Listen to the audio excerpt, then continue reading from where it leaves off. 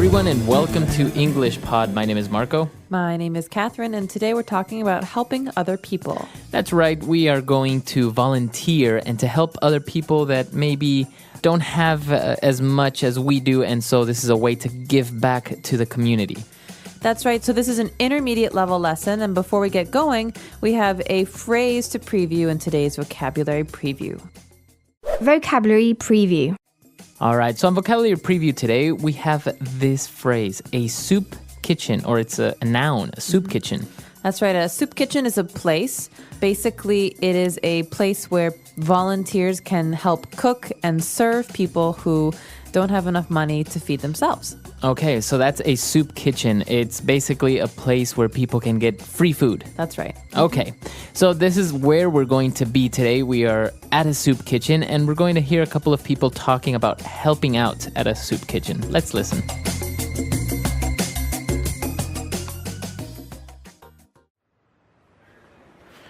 Thanks a lot for pitching in once again, Judy. We really appreciate your help. It seems that at this time of year, there are more and more people who are struggling to make ends meet. There aren't many professional chefs like you who are so generous with their time. Don't be silly, Mark. I'm more than happy to donate my time to a good cause. Volunteering at the soup kitchen has been really rewarding for me. You know, it's satisfying to provide good meals for those who are less fortunate. I feel like I'm really making a difference in some small way. Well, your skills are definitely appreciated here. The people who come here have fallen on hard times, and a delicious hot meal can really bolster their spirits. Wow, that smells great. The needy are sure lucky to have you. Thanks, Mark. Here you go. Enjoy your meal. Thank you, my dear. Oh, this looks lovely. You're welcome. Hello, sir. Today we have... George, what are you doing here? Hey, Judy, I'll have a little of everything, thanks. Smells great. George, seriously, what are you doing here? I haven't seen you since our divorce was finalized. You've got no right to be here. You're hardly homeless.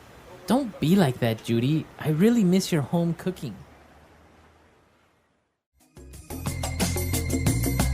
All right, we're back. So obviously this person, George, he didn't really need the food, but apparently I think he's divorced from his wife and he was like, oh, I need your food. But other people that were there were very much in need of this food. So why don't we take a look at some of the words and phrases on language takeaway? Language takeaway. Well, we've got a couple of interesting words here at the beginning that have to do with volunteering or helping other people. The first phrase we have actually is to pitch in. That's right, to pitch in. So when you pitch in, that's a way of saying helping, right? That's right, to help. So I could ask you for your help with something. I could say, hey, Marco, can you pitch in a little of your time with this project I have? Okay, so dedicate or to help, to pitch in. So when you pitch in, you are helping. This is a really common phrase, very colloquial though, right? To pitch in, that's right. Okay, and then moving on, another adjective when a person likes to help or gives money to the poor, that person is generous. That's right. So generous is an adjective. That means a person can be generous or an effort can be generous. For example, a very famous generous person is... Mother Teresa of Calcutta. Well, I was thinking Warren Buffett, but okay. Both of them are very generous. Mother Teresa for giving back to the poor and Warren Buffett for donating most of his money. Okay, very good. So that is a sign of a person that is generous. So usually generous people like Warren Buffett, you say he gave away his fortune to people that didn't have money.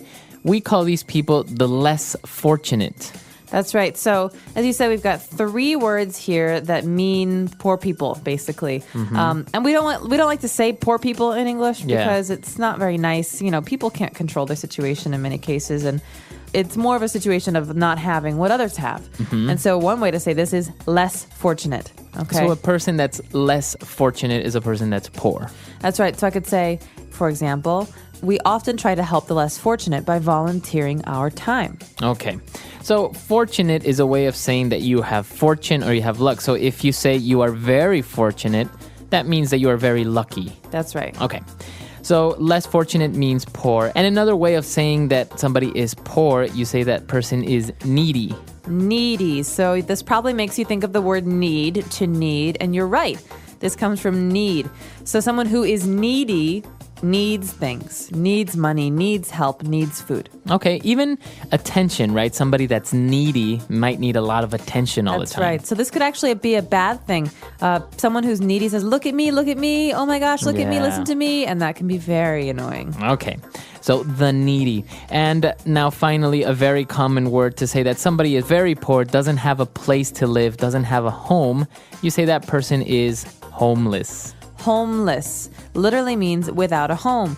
And so we often talk about the homeless as being a group of people we want to help in society, because the homeless live on the streets, they live in public, and in the winter and times when it's really, really cold, it's very dangerous for them.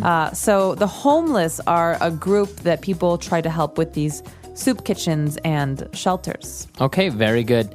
So a lot of interesting words, common phrases there, very useful. So why don't we go back, listen to this dialogue again, and we'll be back in a little bit with Fluency Builder.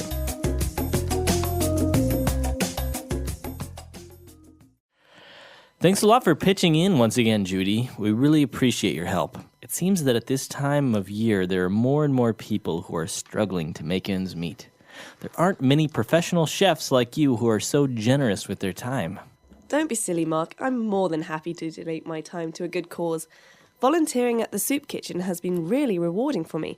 You know, it's satisfying to provide good meals for those who are less fortunate.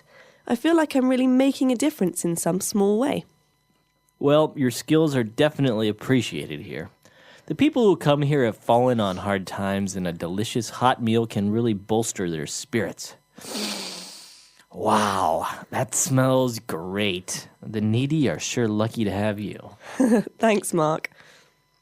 Here you go. Enjoy your meal. Thank you, my dear. Oh, this looks lovely. You're welcome. Hello, sir. Today we have... George, what are you doing here?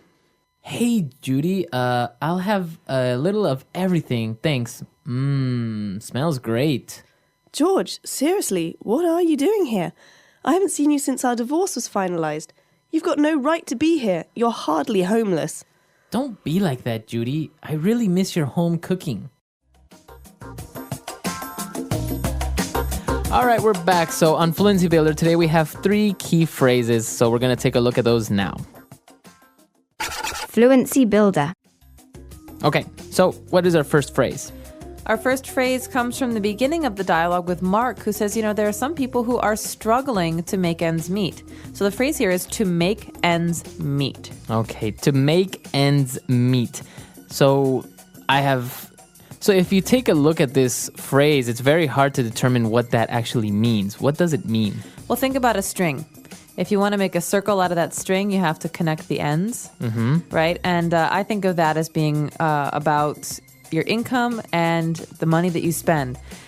I cannot make ends meet if I earn $10 every week, but I spend $15 on my house and my food. Right. Okay. So not being able to make ends meet means you spend more than you earn. Okay. And that's not about cars and fancy TVs. That's about your house, your heat, your bills, and your food. Right. But I say, I've been able to make ends meet for a while now because I have a pretty good job. Okay, so to make ends meet is to be able to pay for your necessities. Okay. But he can't make ends meet means he can't support himself financially. Okay, very good. So to make ends meet is pretty much to satisfy your basic necessities. Financially, okay. Very good. And moving on, when we were talking about generosity and people helping out, you know, if you help people that are less fortunate, you are making a difference in a small way. Okay, so this is a phrase that we hear all the time in the States.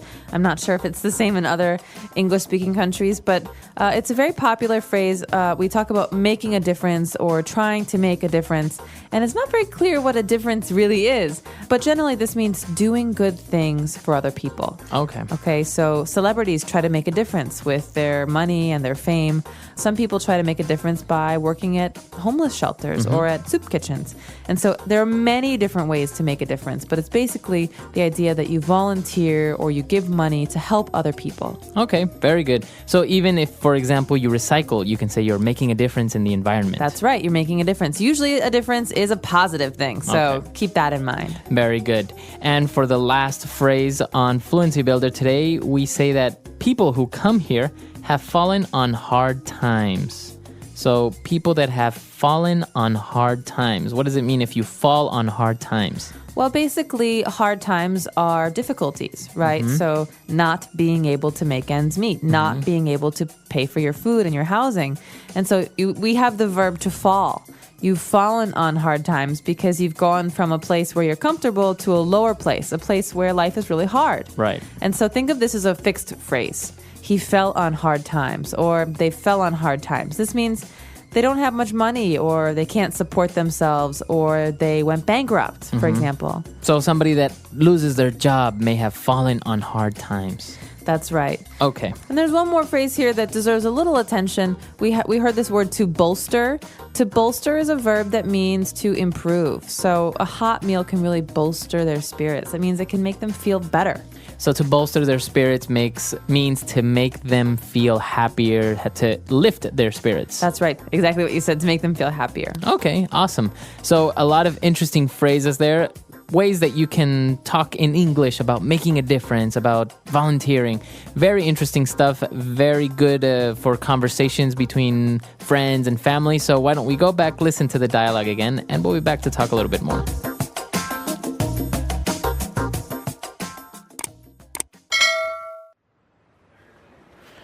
Thanks a lot for pitching in once again, Judy. We really appreciate your help. It seems that at this time of year, there are more and more people who are struggling to make ends meet. There aren't many professional chefs like you who are so generous with their time. Don't be silly, Mark. I'm more than happy to donate my time to a good cause. Volunteering at the soup kitchen has been really rewarding for me. You know, it's satisfying to provide good meals for those who are less fortunate. I feel like I'm really making a difference in some small way. Well, your skills are definitely appreciated here. The people who come here have fallen on hard times, and a delicious hot meal can really bolster their spirits. Wow, that smells great. The needy are sure lucky to have you. Thanks, Mark. Here you go. Enjoy your meal. Thank you, my dear. Oh, this looks lovely. You're welcome. Hello, sir. Today we have... George, what are you doing here? Hey, Judy, I'll have a little of everything, thanks. Smells great. George, seriously, what are you doing here? I haven't seen you since our divorce was finalized. You've got no right to be here. You're hardly homeless. Don't be like that, Judy. I really miss your home cooking.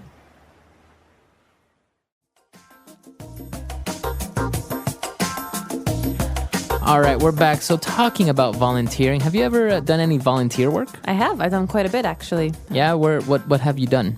Back when I was living in the United States in Chicago, I used to cook for a homeless shelter every week. So I would bring food every Thursday. So you cook at home and you bring the food over to the shelter. That's right. So the shelter had a kitchen, but they used donations from people because there were so many people who came there for food. And once a month, I would volunteer to also serve the food. Okay. So I would bring lasagna or pasta, things that most people like. And then once a month, I would sit down with people and talk. You know, a lot of people are lonely when they're in homeless shelters because they come alone, or maybe it's a mother and her child. And it's nice to also come and sit and talk to them. No, it's very interesting, and I think volunteering is a much better solution than, for example, just giving out money to poor people or something like that. I don't think that's really the solution. I think you should dedicate your time and your energy to making a difference, like in the dialogue. Well, and I think that the other benefit is for you, the volunteer, because it changes your perspective on poverty and on humanity. And you think about, well, I could be this person. He was a banker 2 years ago, and now he doesn't have a house. And so I think it has a positive effect on everybody involved. Yeah, for sure. No, I think it's a very rewarding experience, and I think English Pod definitely supports that you should volunteer, you should make a difference, and I think we can all help each other, right? That's right. And let us know, have you ever volunteered? What kind of volunteer work have you done? Has it been environmental or social? Let us know on our website, englishpod.com. We hope to see you there. All right. Bye, everyone. Bye. The English Pod audio review. Listen to the meaning, then say the vocabulary word. Set to work vigorously. Pitch in. Willing to give away one's money, time, etc. Generous. Give something for free to a good cause. Donate. Be in a difficult situation. Fall on hard times. People who need practical or emotional support. Needy. Almost not. Hardly.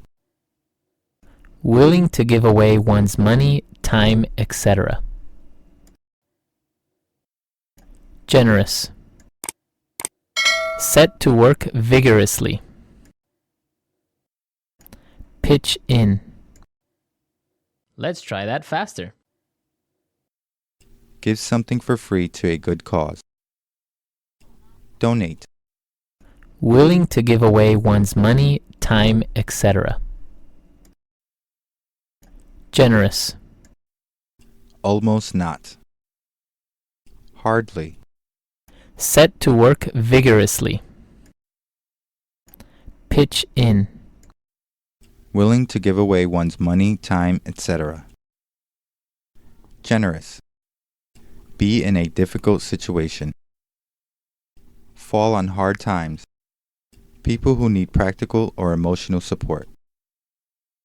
Needy. Set to work vigorously. Pitch in. Now say the word and hear it in a sentence. Donate.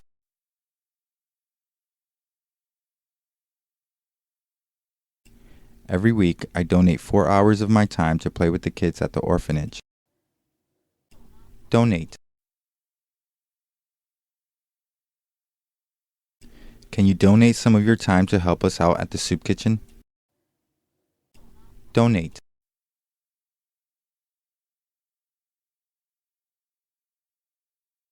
We have many volunteers who regularly donate their time to talk with the elderly in the nursing home.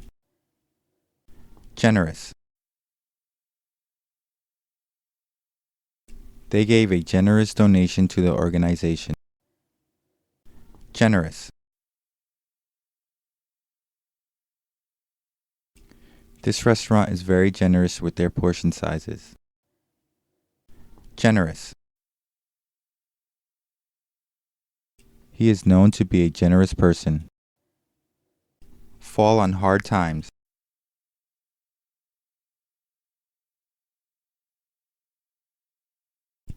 I talked with several homeless people, and most of them are on the street because they fell on hard times. Fall on hard times. My friend has fallen on hard times and has to sell her house. Fall on hard times. I hope we won't fall on hard times during this economic crisis. Needy. The needy are numerous in this city. Needy. We need to help the needy in our country. Needy. There are many needy people in my city.